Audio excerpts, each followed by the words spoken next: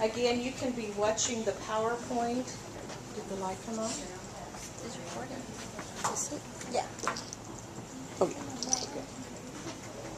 All right, here we go with chapter 1. We'll go through the PowerPoint and then we'll go through a demo problem. And I have some sheets that you'll be working on as we go through the demo. Those sheets are also listed for the online students under chapter 1. The demo worksheets are there. Some chapters have the demo pages and some do not.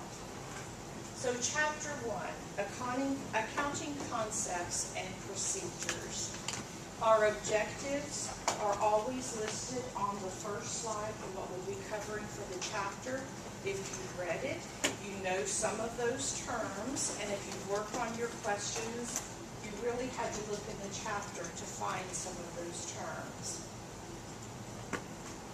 Defining and listing the functions of accounting. Accounting is called the language of business. You'll see that on your first test. Anyone that has an accounting background can speak with each other about accounting.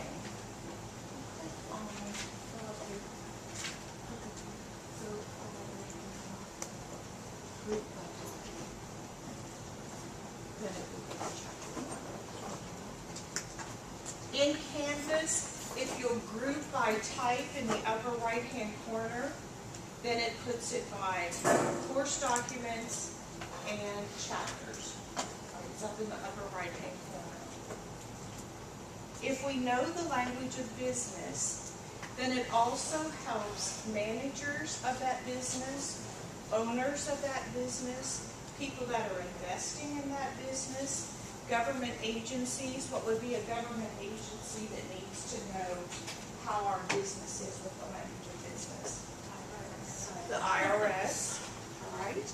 And others inside and outside of that business. The accounting process, and these are the steps that we're going to learn, not all in chapter 1, but we'll learn them through chapters 1 to 12.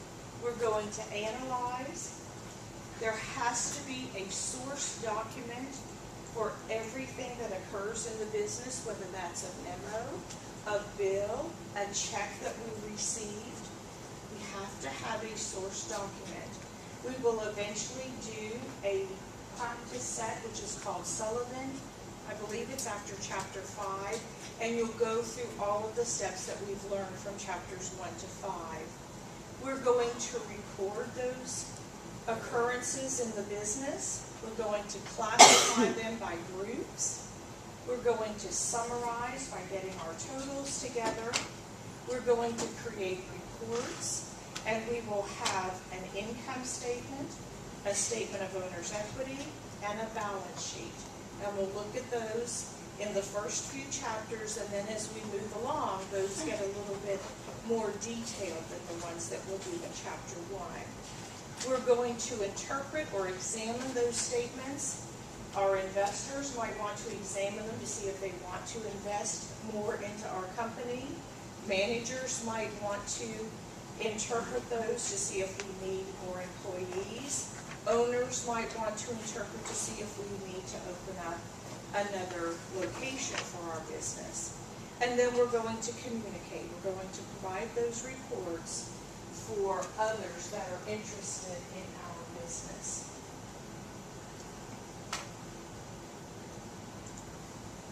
Who's going to use all of that information? People that are making decisions for our company, individuals, small businesses, large corporations, government agencies, and we need to do it in a timely fashion, timely manner, whether that's monthly, quarterly, semi-annually, or just yearly, depending on the size of the business. There are 3 types of businesses. A sole proprietorship is owned by one person. A partnership is owned by 2 or more individuals. And then we'll have a corporation. And the stockholders are the people that own a corporation. So we have 3 different types.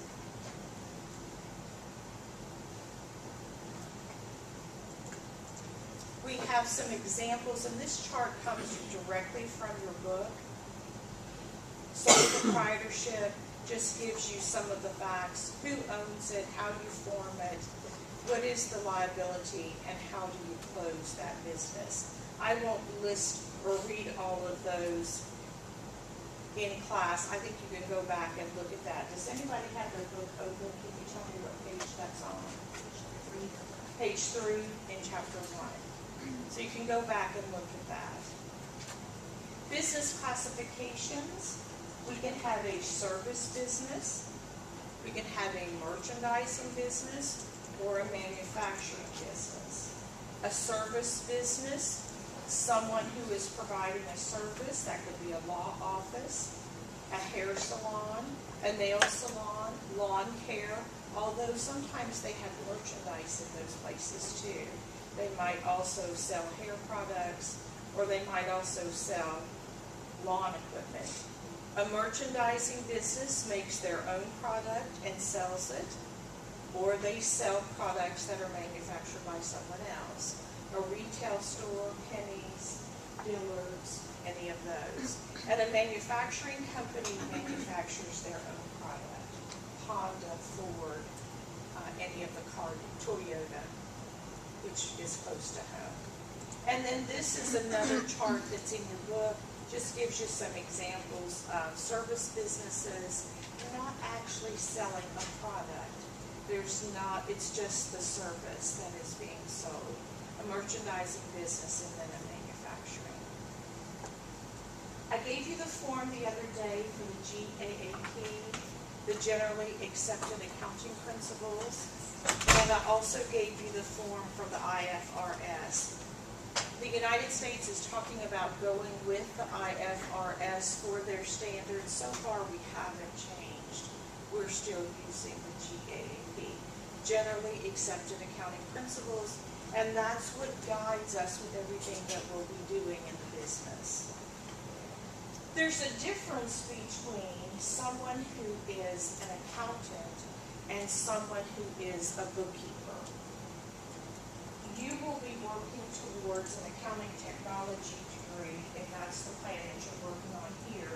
Administrative assistant also has the intro to accounting as a requirement. I have a student who is working through our program who already has created her own business. And she's doing tax returns, she's reconciling bank statements, she has several clients. And she's done that with her associate's degree. So with your associate's degree, you can do more than just being the bookkeeper. But when you think about the job market for bookkeepers, every school has their own bookkeeper. So think about the elementary schools we have, the middle schools we have, the high schools, the private schools that we have. They all have an in-house bookkeeper. That doesn't have to be someone that has a CPA, which is a 4-year degree, plus some experience working in an accounting firm. So there are some jobs. I meant to bring the ad out of the paper from Sunday. They were looking for no degree required is what it said, but they needed you to know QuickBooks and accounts receivable and accounts payable. So you could have the degree and apply for a job like that. Anyone in here thinking that CPA is where they want to eventually end up? Okay.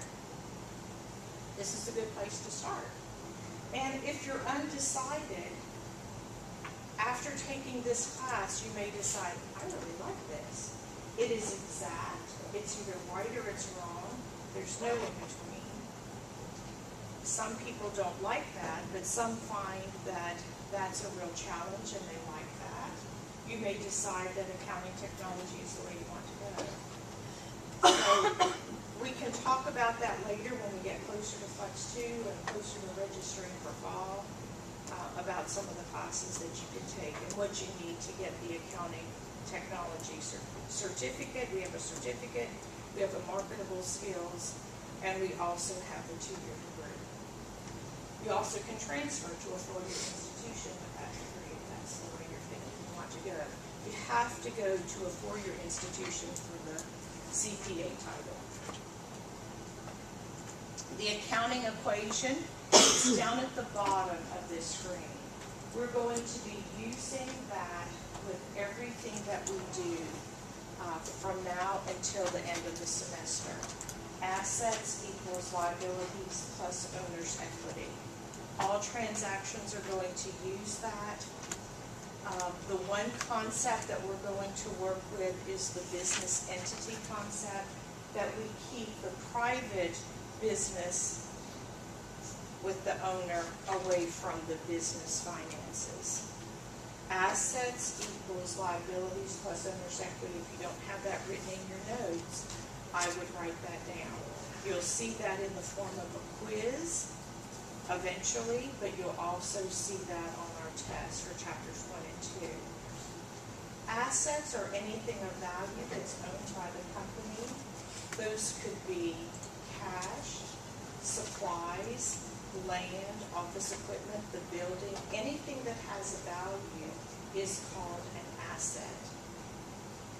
And an equity is the financial rights that others have to our business. Liabilities are going to be monies that we owe to other companies. Owner's equity is going to be what the owner has invested in our business or their business, depending on whether it's a sole proprietorship or whether it is a partnership. We won't deal much with corporations in here. We'll deal with partnerships and with sole proprietorships. When an owner invests an asset into the business when we start out, does it have to be cash? Does it have to be cash? What else could it be? Equipment. Maybe they already have a computer, they're going to donate that. That's your phone. You need to turn it off, please. So there's other things that we can invest in the company. Maybe we already have some materials that we're going to invest in the company. Those would have a value, and that would be part of the owner's equity. Usually it's a computer or a printer. It could be a vehicle that you're giving to the business. Liabilities are obligations that are going to come due sometime in the future. Things that we've purchased that we're going to resell. Things that we've purchased to help us manufacture something. It could be our supplies. It could be our building. Maybe we have a mortgage on that building or our land. And those creditors have a financial right to our business until we pay them off. Liabilities, future obligation, total claims against the assets. Accountants divide the equities into two parts, the owners and the creditors. Assets equals liabilities plus owner's equity. So that's where the three parts of that accounting equation come into place. Liabilities and owner's equity. Capital, the owner invests whatever in the company, whether it's cash, whether it's equipment, anything of value, which is an asset.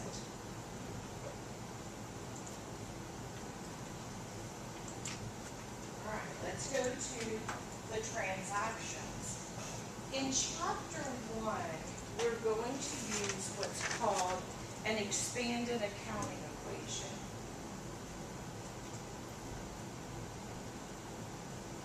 There's a picture in our book.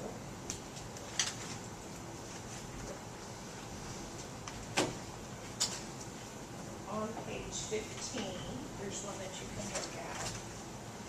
We're going to use the expanded accounting equation just in this chapter. Eventually, we're going to be recording these transactions in what we'll call a journal. But for right now, we're just going to use this accounting equation, expanded accounting equation. And it's divided into two parts. This will be the demo that we'll do later on today. Assets, and we've listed them under here. cash and office equipment. And then we have the liabilities. Mia Wong is the owner, and the owner's account is usually listed their name, comma, capital. We'll also have an account called their drawing account or withdrawals, and it will be their name, comma, withdrawals. And the owner can take assets out of the business if they want to. If they're the sole proprietorship, they're the only ones that have to decide that. If they're a partnership, they may need to have an agreement with each other so that one partner's not taking out more than the other. Does a partnership have to share 50-50? No. But it has to be a decision that the owners agree to. Every time we record a transaction, we want to make sure that the left side of the accounting equation, just like in math, equals the right side. Now, when I say the word math, you only need to add, subtract, multiply, divide, and do percentages. That's all. And if you have a calculator, I want you to use your calculator. I couldn't use my calculator when we took the test when I took accounting at Virginia Tech. I didn't use my calculator when I did my homework because I knew I couldn't take the test, the time test, if I used the calculator on my homework. I also only had 2 grades in that class, the midterm and the final. I had homework to do for each chapter, but it never got picked up, it never got graded, I never got credit for it. But I had to do it, or I couldn't pass the test. You have an advantage in here because I grade everything that you do. We're not just going to have 2 grades. If you had a bad day on the day of the midterm, too bad, so sad. You just had a bad day. And you didn't do very well on that test. High failure rate. So, you have it easy because I'm going to grade all of your work. All right, so as we're working through the expanded accounting equation, we're going to record each transaction. This is where I'd like for you to use your highlighter. You can either highlight the total or you can highlight the transaction because it gets a little busy. All right, and remember, after chapter 1, you'll only see it again on the first test. We won't use it again. So let's look at the first transaction. And they're all worded almost exactly the same. If cash is involved in a transaction, the transaction is much easier to record. And about 85% of your transactions involve cash. We're only going to be saying whether that was a plus or whether that was a minus. And I want you to put the plus in front of the number or the minus in front of the number as you're recording the transaction. Our example doesn't show that in my PowerPoint, but when we do the demo, you'll see the pluses and the minuses. Transaction A on August the 28th. Mia invests $6,000 in cash and $200 of office equipment in the business. We had 0 in cash and 0 in office equipment, didn't we, for this brand new business? If Mia is giving us $600 in cash and $200 in equipment, was that a plus or a minus to these 2 accounts? A plus. All right, so we're going to put a plus, and we're going to put a plus. Mia Wong Capital had a 0. Now Mia Wong Capital has $6,200. So was it a plus or was it a minus for Mia Capital? A plus. So we have a plus, a plus, and a plus.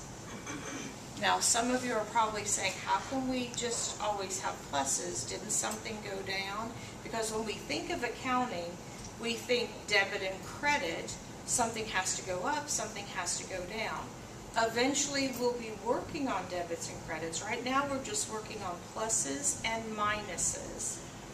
When we learn where the normal balance is for those accounts, then we'll know whether it was a plus or a minus, and we'll know whether that was a debit or a credit. First few chapters, plus or minus. So we have a plus, and a plus. Are we in balance? 6,200, 6,200. And they showed us down there that we're in balance. So let's go to the next transaction. B, August 29th, Law Practice buys office equipment for cash, $500. We have to have at least two accounts that are affected by this transaction. What are they? Cash and office equipment. All right. What happened to office equipment? Did it go up or did it go down? Went up. It's going up. We bought more. What happens to the cash if we, it's just the word buys, but paid usually is the word that's in there. But if we're buying something and we're using cash, what happened to cash? Goes down.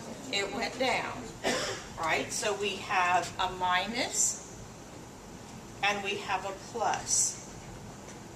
Are we still in balance? We are. This is called a shift in assets. It just occurred on the left side of the accounting equation. What is the accounting equation? Assets equals liabilities plus owner's equity. Assets equals liabilities plus owner's equity. Right? Say that to yourself before you go to bed tonight so that you'll wake up in the morning and it'll be memorized up here. Right? We're still in balance though, aren't we? So we can go on to the next transaction. Transaction C, August 30th. Buys additional office equipment on account for $300. So we have office equipment, and what is the other account? It's going to be accounts payable because we have to pay sometime in the future. We don't have the name of the vendor in this transaction. Eventually we will. That's why I like the way the author of this book gives you just a little bit at a time. We don't have that vendor's name yet, but it is accounts payable. We'll eventually get those vendors. All right, if we bought office equipment on account for $300, what happened to office equipment? Goes up by 300. It went up by $300. And what happened to accounts payable? Did it go up or down? It also went up. Is parking bad this morning? Yes. So that means you all need to get here earlier to get a parking place. Where did you have to park? Well, I just threw around here for like 30 minutes. The new parking garage was supposed to be open this month, and I don't think it's ready. Did anybody park in the parking garage today? The bar's down, isn't it? Because now you have to pay $1 every time you go in. For real.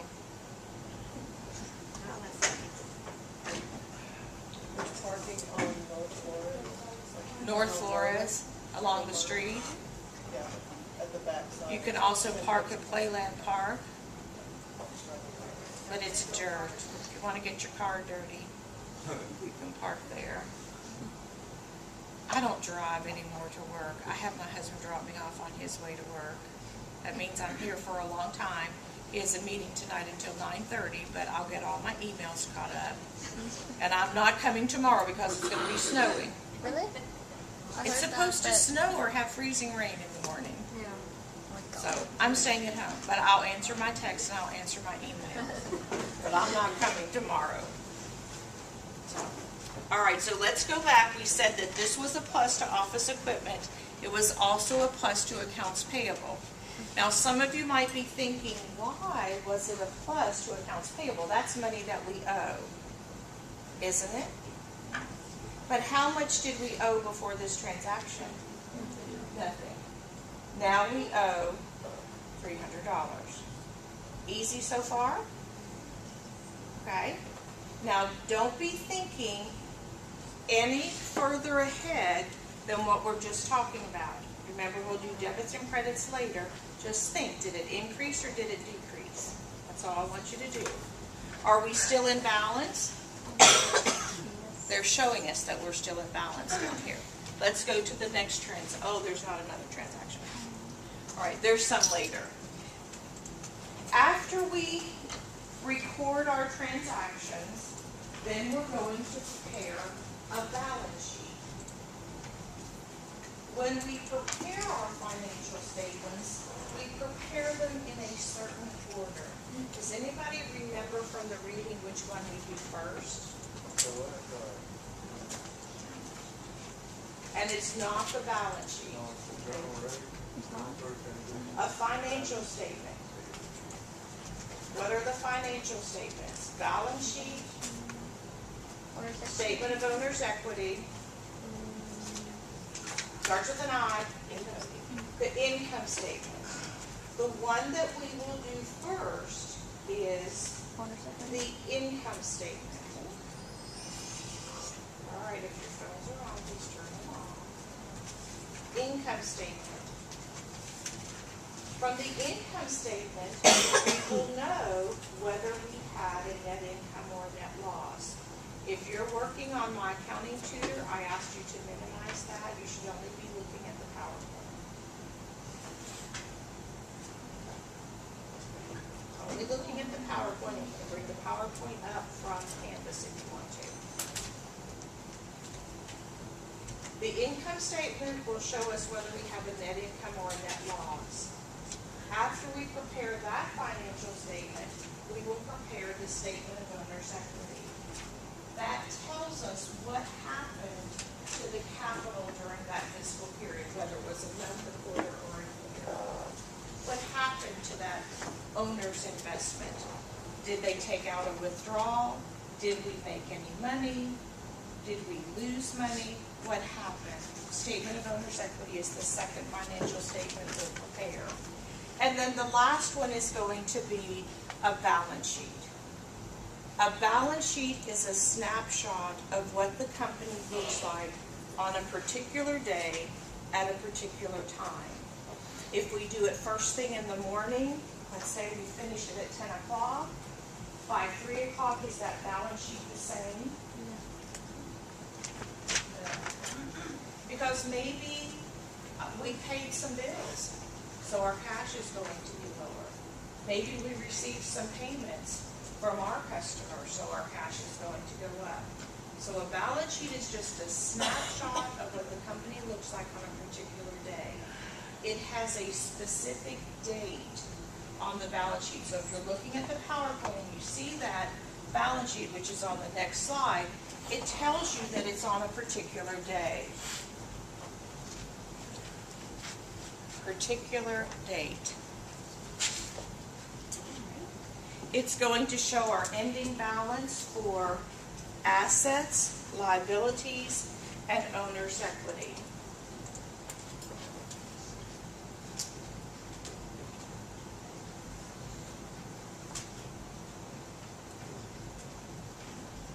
I like mnemonics. I think it's easier to remember things if you have some type of a memory tool to help you remember. I like to think of the balance sheet as the ALP accounts or the ALO accounts. We used to call owner's equity proprietorship. I liked my picture better for the ALP instead of the ALO. But if any of you have ever had an ALO plant and you throw it out in the backyard because it's dying, it will come back. It stays with us forever. The ALP mountains will be with us forever, They're permanent accounts that are recorded on the balance sheet. Allo or ALP, either one is fine with me, however you remember it, I don't care. It's your preference, but as soon as you get ready to take the test on top of the balance sheet, if you're right, the Allo accounts go on there. I don't like the E part of it because the E could confuse you with expenses. The ALP doesn't. Proprietorship was an old-fashioned word for owner's equity. Balance sheet accounts, permanent accounts. You'll see this again. I like mnemonics. It will help you remember things.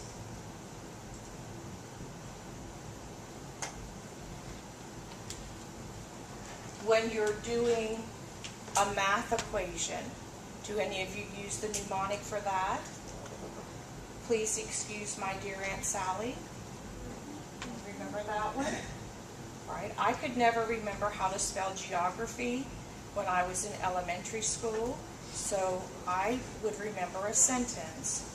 And I should have just learned how to spell geography. George Edwards' old grandfather rode a pony home yesterday. I never got it wrong on the weekly spelling quiz, but I couldn't remember how to spell it. And that's been 100 years ago, I think, since I was in first grade or second grade, whenever we did geography. How do you remember the Great Lakes? Can you tell me what they are? All right. Mnemonics, a memory tool. One of my classes at Virginia Tech, we had to remember 100 words.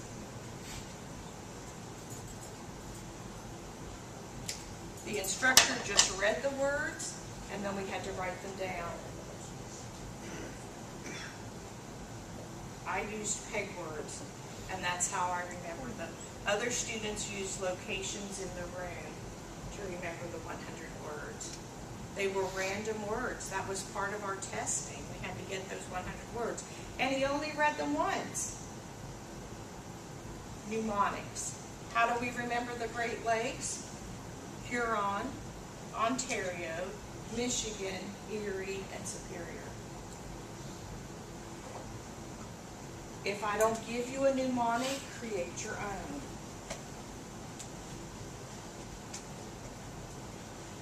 Let's look at the balance sheet. These are ALP accounts, assets, liabilities, and proprietorships. The accounting equation is right here on the first line. Assets equals liabilities plus owner's equity. In your homework papers, you always have the heading in your papers. They've already put it in there for you. On the test, you have to write it in. So take a look at the heading on every financial statement that you do. It's the name of the company. It's the financial statement, and then on this one, it's a particular date. Some of them will say for month ended, for quarter ended, for year ended. A balance sheet is a snapshot of what the company looks like on a particular day. I like straight lines. This is supposed to be a double line if you look at the picture in the book. You have your name tent to draw straight lines, or you can use a ruler. The double lines, we should be able to tell that it's a double line. I don't think that we can do that in this example, the PowerPoint, but we need another line just right down there. All right, double line tells us it's a total, and we're finished with it. Also notice where we have the dollar signs, and the dollar sign, the top number in a column, and the total. It's not on every single number. And this is just our heading, assets, and then liabilities plus owner's equity. This is our equal right here.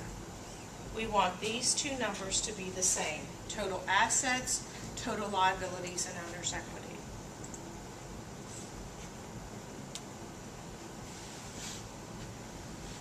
Preparing a balance sheet, the heading, the company name, the name of the statement, the date, and then use the dollar sign, the first number in a column or your total, and your total. All right, let's look at the revenue, expenses, and withdrawals in that expanded accounting equation.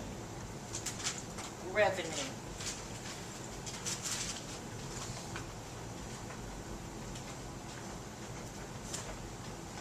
That is going to be money that we're earning in our business either by selling our services or selling goods.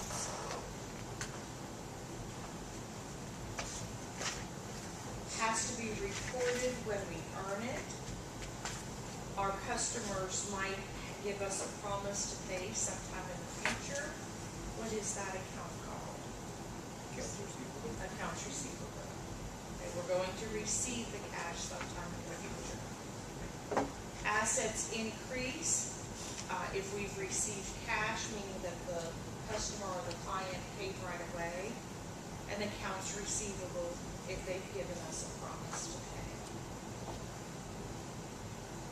pay. Expenses, costs that we have in the business while we're trying to create the revenue. What could some of those expenses be? Well, supplies is going to be an asset when we purchase supplies in this book. There are other accounting systems that you can use where you always expense the supplies when you buy. But when we buy supplies, we're going to put it in the asset account. And that's where we need to just set up how we're going to record it and stay that way forever. We can't change once we decide. So we're going to record supplies as an asset. But what are other expenses that we might have? Business lunches. Who said something? What was it? Rent. What else? In the vehicle. What do we have to put in it? Gasoline. Right, we'll have some prepaid, but we're going to put those in an asset. We're not going to put those in an expense. Wages, salaries. Would it be like business meeting lunches or something? Right, we could have an entertainment account, maybe. Telephone, utilities, and taxes. All right, anything that we have to spend money on in order for us to create the revenue. It's going to decrease the owner's equity, and it's going to be recorded when it happens, when it incurs. We can either pay it in cash, or it can be a promise to pay, which would be what account? Accounts payable. Accounts receivable is what people owe us. Accounts payable is what we owe others. Revenues minus expenses equals our net income or net loss. And I have the equation up there, but I'm going to say it to you. If revenue is greater than expenses, we have a net income. If expenses are greater than our revenue, we have a net loss. It's okay to have a net loss, but we don't want to have a net loss forever and ever. We want to eventually create some income. We want to have a net income. So if the revenue is greater than expenses, net income, expenses greater than revenue, we have a net loss. We have a net income. Our capital is going to go up. If we have a net loss, our capital is going to go down. The withdrawals. The owner can withdraw cash, supplies, materials. They can withdraw anything that the business has as long as we record it. If the owner wants us to pay their personal telephone bill, can we pay that? We can pay it, but we have to treat it as a withdrawal. And if you were paying the personal telephone bill, I would make sure that I had documentation. If I were doing the accounts payable and I was writing the check, I would make sure that I had a memo from the owner that said, please pay my personal telephone bill. Have a good source document. And I always like to, when we're writing a description of what's happening with the transaction when we get to the journal, if an auditor is standing over your shoulder a year or 6 months after you recorded a transaction, asking you why you wrote that check, and you can only look at the transaction and the description that you wrote, make a clear description. Because number one, you're going to be nervous. I'm standing right over you, asking, why did you write that check? We're being audited. It's an outside auditor. Hey, I don't know, somebody in my department did that transaction.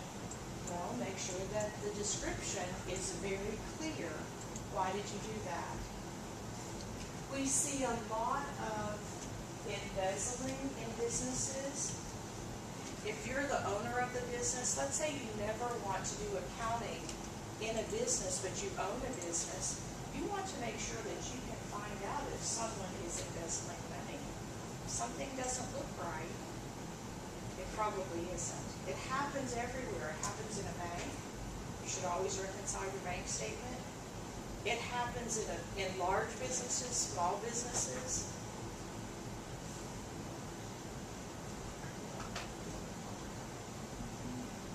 The withdrawal is, yes, the withdrawal is a contra capital account. It goes with the capital, but it's always going to do the opposite of what we're doing to that capital account. So it's called a contra capital account. Decreases the owner's equity. It's not related to the business, but it's not an expense. It's a contra capital account. Thanks, Tara. Good reminder. Right? Owner's equity. Beginning capital plus our net income. And here we had a net income, revenues minus expenses.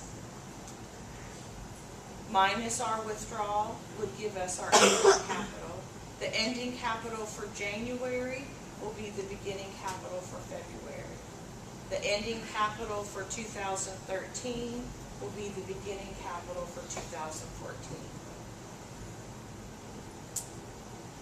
Transaction D, let's continue. September 1 through the 30th provided legal services for cash, $2,000. What accounts were affected by that transaction? Cash and revenue. And we just have revenue. We don't have really an account name.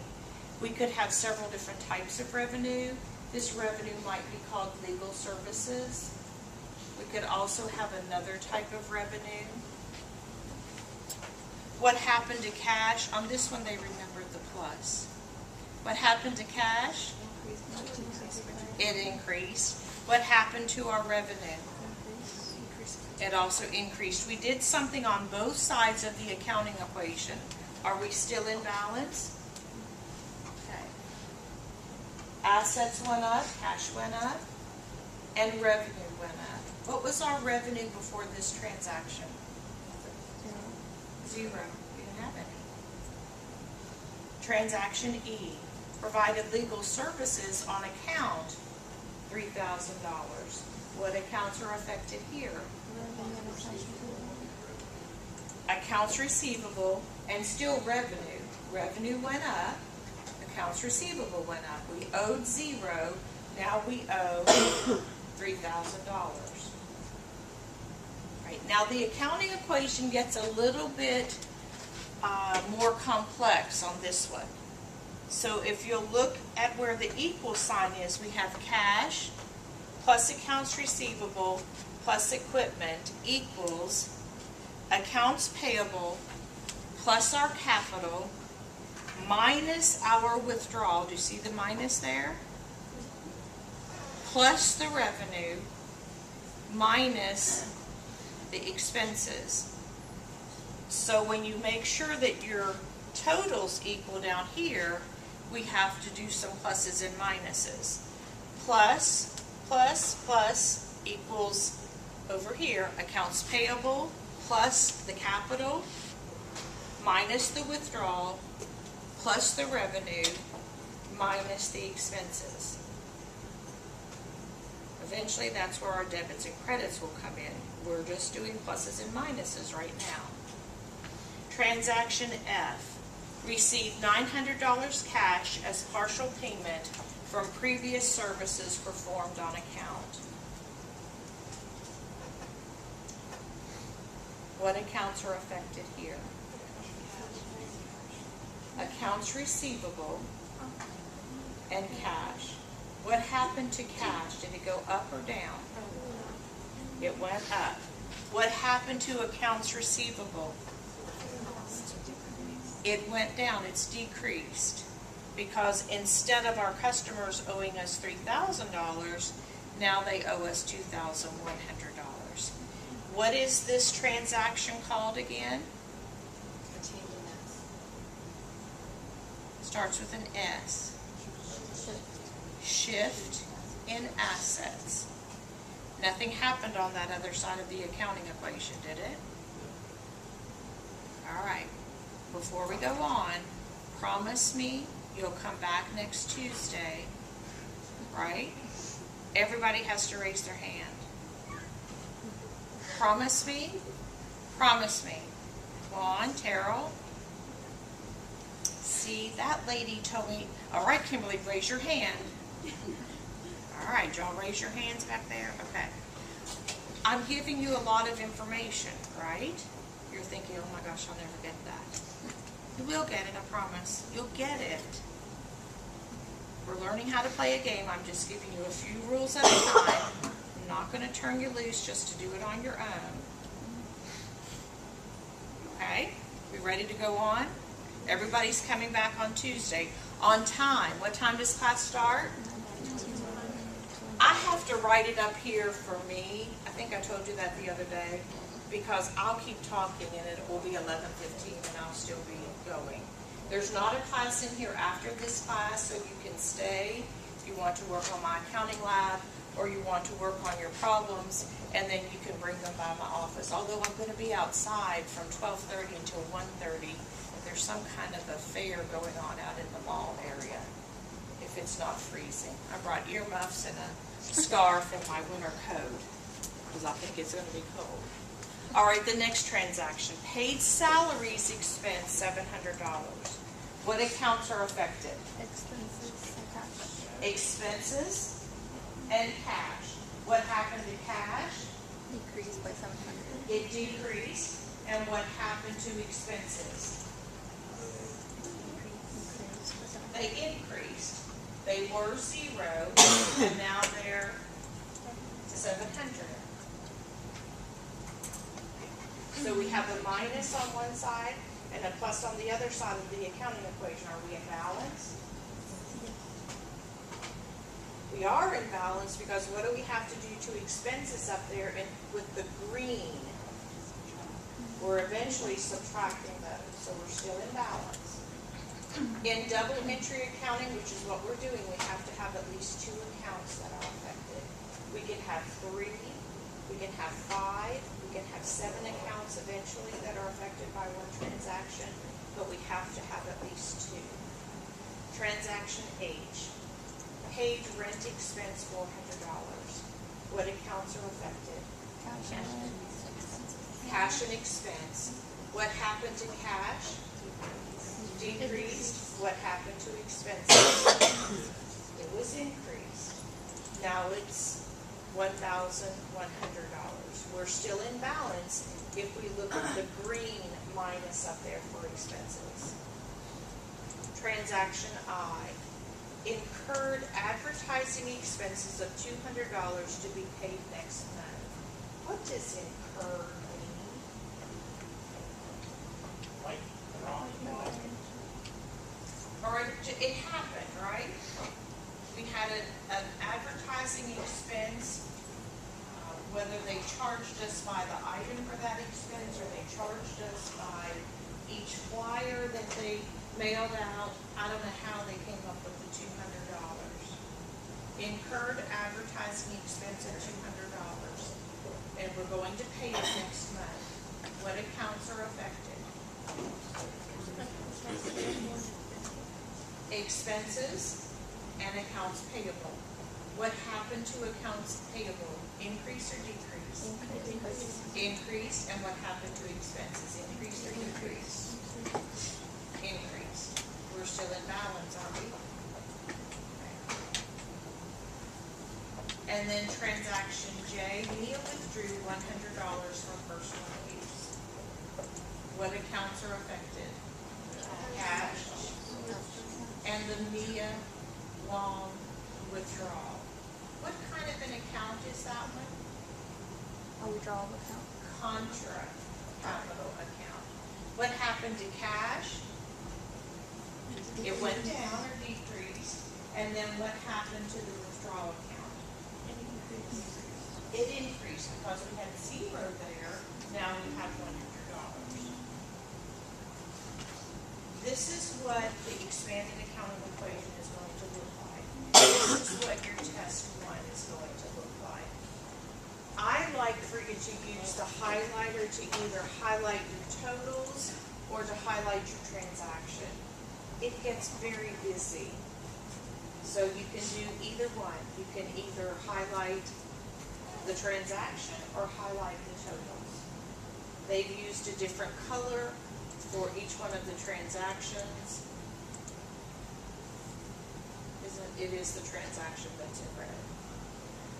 And the totals are black. I don't care which way you do it. I just think the highlighter will help. That's all of the transactions that we just did. If we wanted to make sure that we were in balance, we would add up what's on the left and then add and subtract what's on the left. What are the two that we have to subtract, or on the right? What are the two that we have to subtract on the right? Withdrawals and expenses. Everything else we're going to add. Withdrawals decrease capital, expenses decrease our revenue. Preparing an income statement and a statement of owner's equity and a balance sheet. The income statement is going to show the results of our revenue and expenses. It's going to show us whether we have a net income or a net loss. What accounts go on the income statement. I have another mnemonic for that.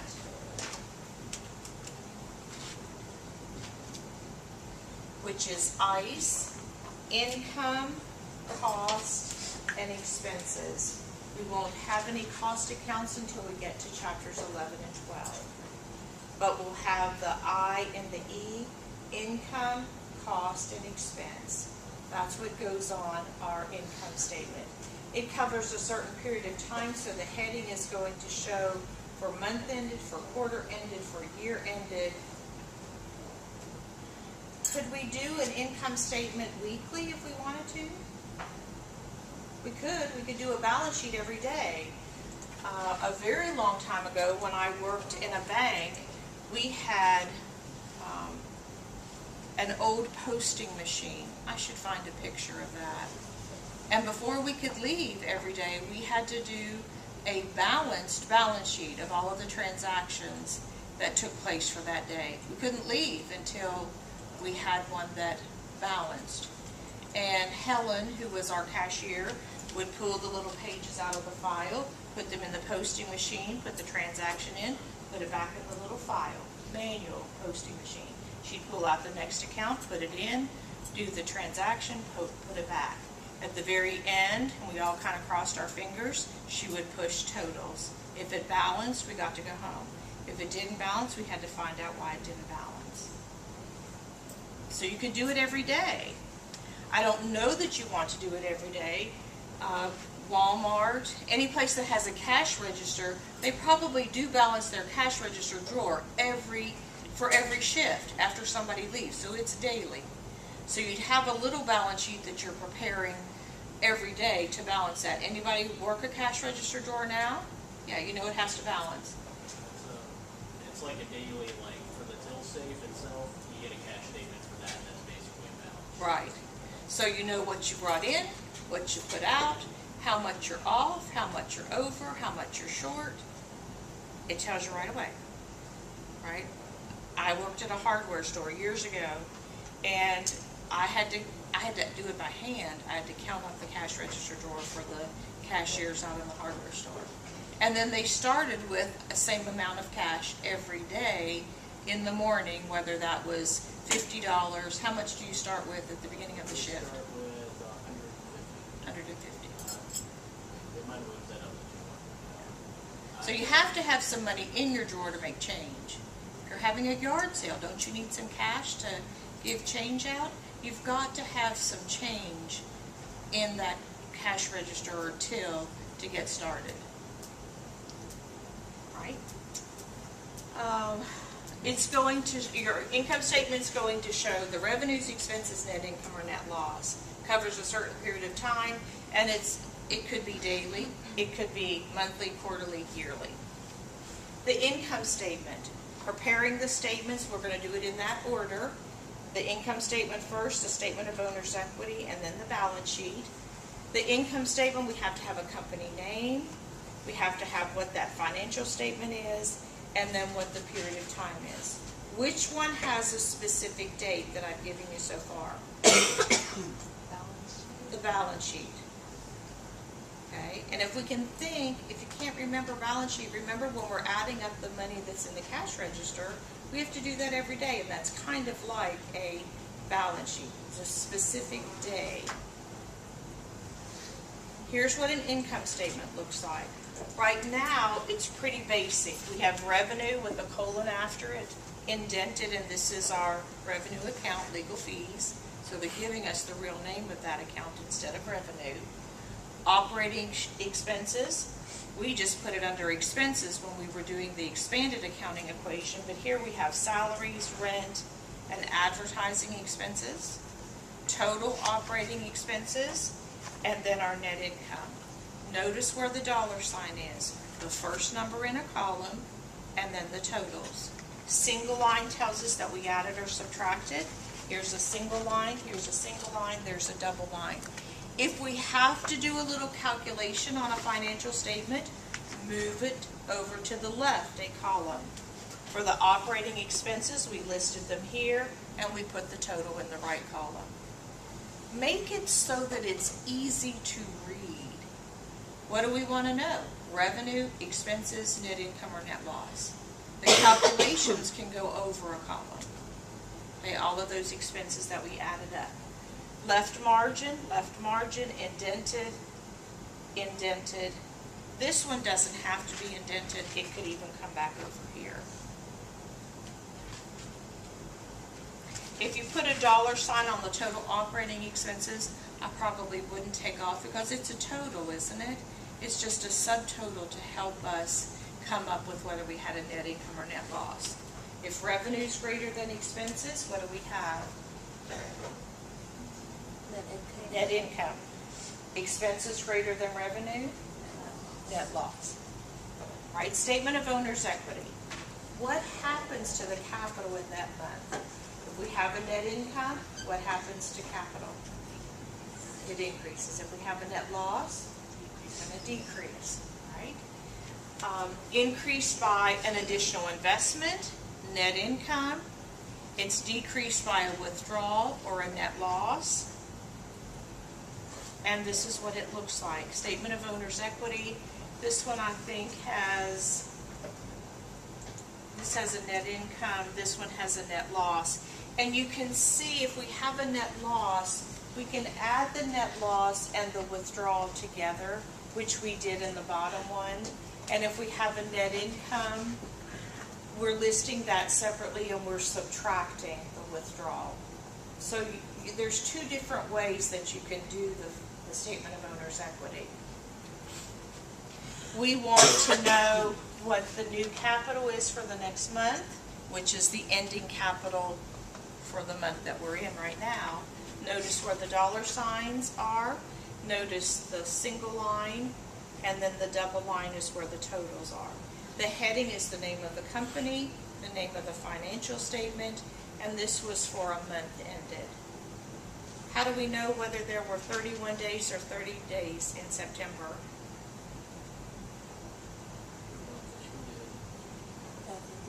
What if we didn't say? What if we just said it was the last day of September and you don't have your watch, you don't have your phone, you're taking the CPA exam? How do you know whether there's 30 or 31 days in September? Oh, the knuckles. And you always have this with you, all right? The ones on the top have 31.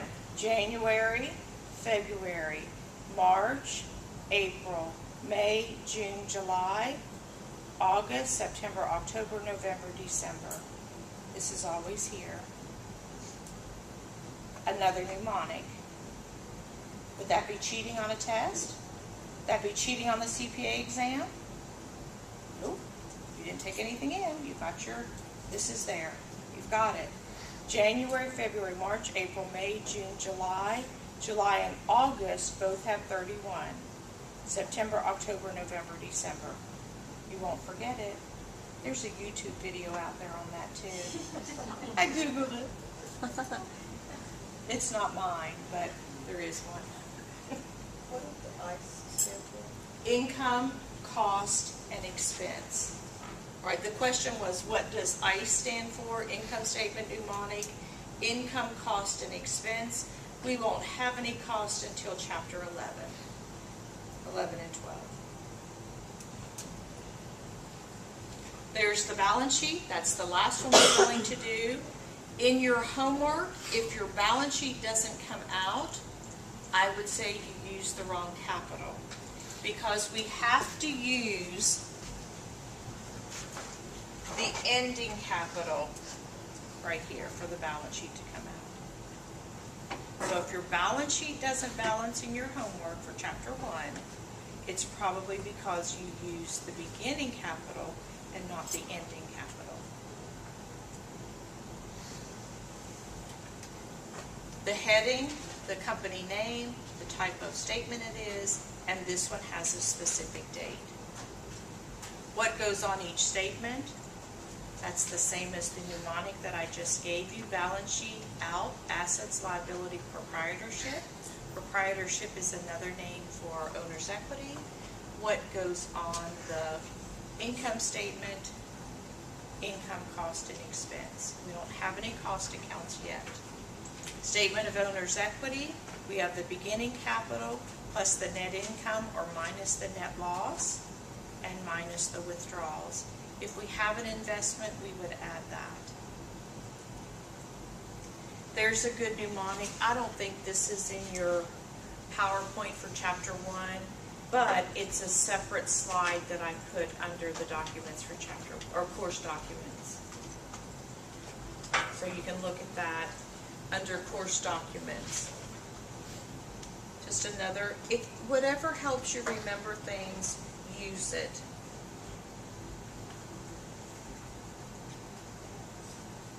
Okay, and that's just telling you what order we do things. The income statement is first, statement of owner's equity. We need the new capital to do the balance sheet. That's why we have to do it second, and then the balance sheet. Now, this is in your book, summary of chapter 1. I'm not going to read that to you. They're all positive statements. They're all true statements.